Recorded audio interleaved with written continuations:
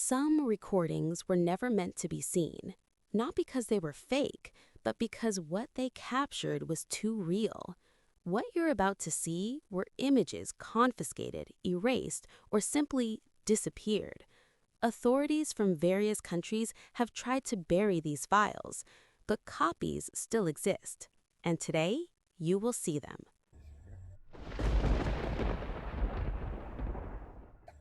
Welcome to the Hidden Archive. My name is Fernanda, and my job is to recover what others prefer to keep in the shadows. For years, I've been collecting testimonies, leaked documents, and above all, recordings that officially don't exist. Today, I'll show you 5 cases, 5 visual files that defy all logical explanation. But I'm warning you about something. The final case is the one the United States government has tried to hide most desperately. What you'll see at the end of this video could change the way you understand reality. Get ready, because once you see this, you won't be able to forget it.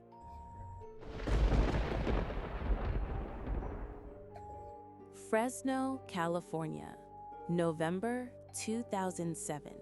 A seemingly normal night. A home security system captures something walking through a house's yard.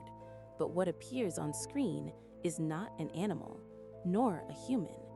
They're white figures, tall, without arms, without an identifiable face, walking upright on what appeared to be extremely long and thin legs.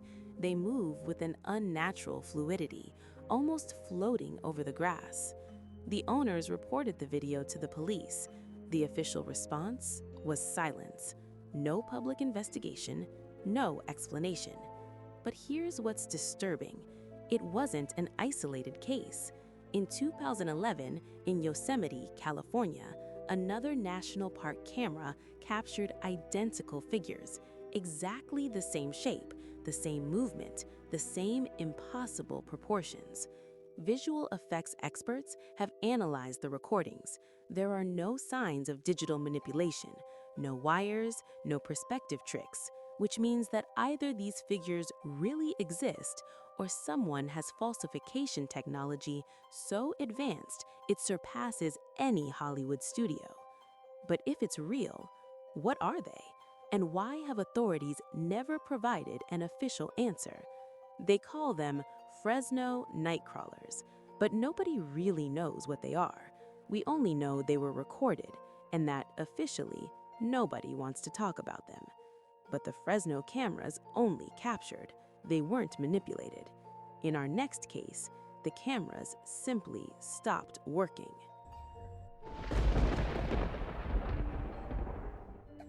Skinwalker Ranch, Utah. A 512-acre property that for decades has been the epicenter of phenomena that defy known physics. Lights that appear and disappear, flying objects that perform impossible maneuvers, mutilated animals with no forensic explanation, and something more disturbing, any attempt to document what happens there fails.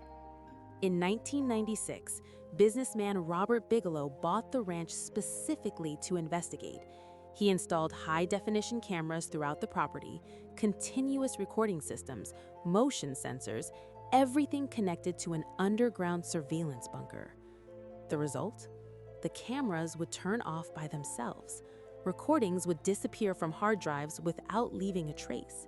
Electrical systems would fail with no technical reason. But here's what's most disturbing. When the cameras did record something, the images were confiscated. The United States Department of Defense, specifically the Advanced Aerospace Threat Identification Program, intervened directly. Why does the Pentagon have interest in a private ranch in Utah? What appeared in those recordings that justified military intervention? The investigators who worked there have given testimonies. They speak of objects that defy gravity, of creatures that shouldn't exist, of a reality that seems malleable within those boundaries. The ranch is still active. It's still being monitored, But the recordings that really matter never reach the public. They're classified, erased, or simply disappear, as if something in that place didn't want to be seen, or as if someone didn't want us to see it. But it's not only civilians who record the inexplicable. Sometimes it's trained military personnel, elite pilots, and their recordings are also confiscated.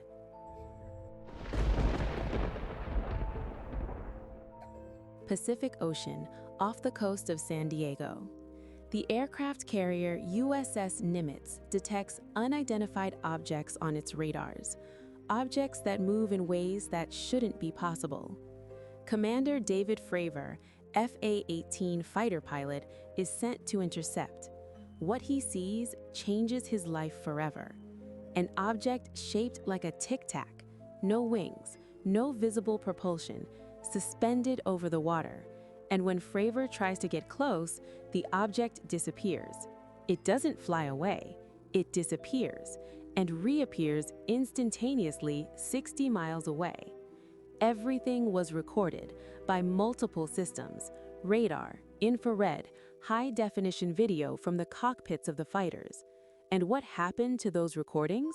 They were confiscated immediately. Unidentified men boarded the Nimitz and took all the hard drives. The pilots received orders not to talk about the incident. But in 2017, something changed. The Pentagon declassified 3 videos: the FLIR, Gimbal, and Go Fast videos. The Department of Defense officially confirmed these objects are real. We don't know what they are, and they demonstrate technology far superior to ours. But here's the question nobody wants to ask. If they declassified these 3 videos, how many more do they have? And what's so disturbing in those other videos that they still remain classified? The pilots who have spoken describe objects that accelerate from 0 to hypersonic speeds in seconds, that change direction instantaneously without inertia, that disappear and reappear, that operate underwater and in the air with the same ease. This is not human technology, not in 2004, not today. And yet, it was recorded by US military systems, and those recordings were confiscated by the government itself. What else do they know? And why, after decades of denial, are they now admitting this is real? But it's not only the military who have been witnesses. Sometimes the cameras that should protect us simply don't record what we need to see. 63 national parks, millions of acres of wilderness, and every year, hundreds of people disappear in them without a trace. I'm not talking about lost hikers who are eventually found. I'm talking about disappearances that defy all logic. People who disappear in seconds. Children found kilometers beyond where they should be able to walk. Clothing found perfectly folded in impossible places. Investigator David Poliez has documented more than 1,400 cases in his Missing 411 series. And there's a disturbing pattern. Many of these disappearances occurred near cave systems, near water, in areas where, curiously, the park's surveillance cameras don't work. Why don't national parks with budgets of millions of dollars have functional camera systems in high disappearance areas? The official answer is lack of budget. But when Poliez requested through the Freedom of Information Act any camera recordings in areas where disappearances occurred, the response was disturbing. No such recordings exist. Not that there are no cameras, but that the recordings don't exist. Were they erased? Did they never record? Or do they simply not want to show what they captured? There are testimonies from park rangers who speak of direct orders. Don't search in certain areas, don't document certain findings, and definitely don't talk to the press. What's in those forests that they don't want us to see? Why do the cameras fail just when we need them most? And the darkest question, How many people have disappeared in front of cameras that mysteriously weren't recording? But now we come to the final case, the most classified, the most disturbing, and the one the US government has hidden most desperately.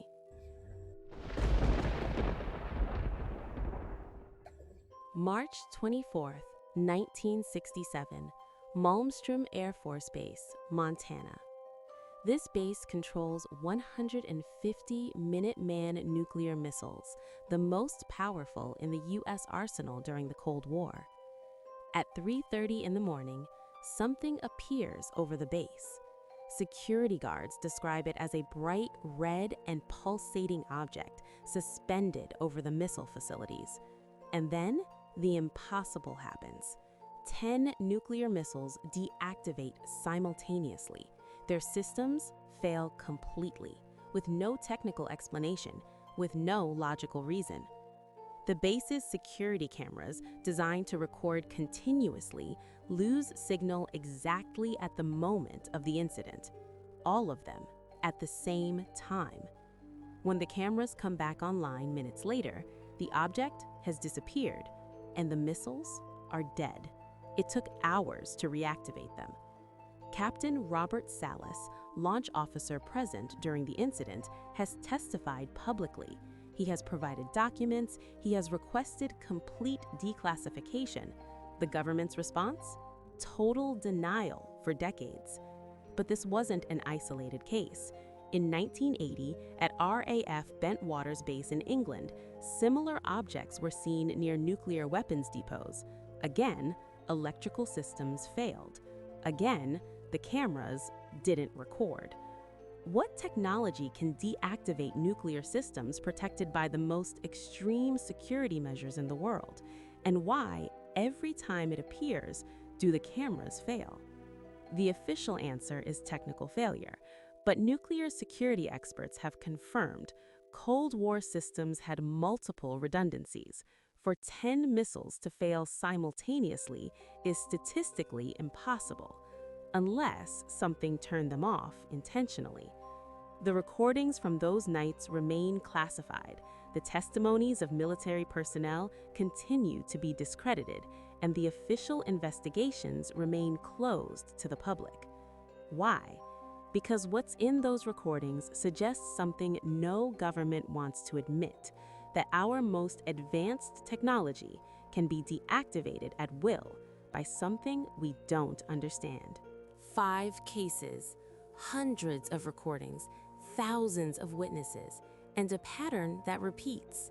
Every time cameras capture something truly inexplicable, the recordings disappear.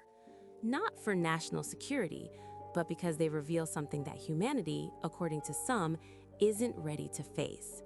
The question isn't whether these recordings exist, they exist. The question is, what else are they hiding? This has been The Hidden Archive. I'm Fernanda, and remember, some truths remain hidden, not because they're lies, but because they're too real.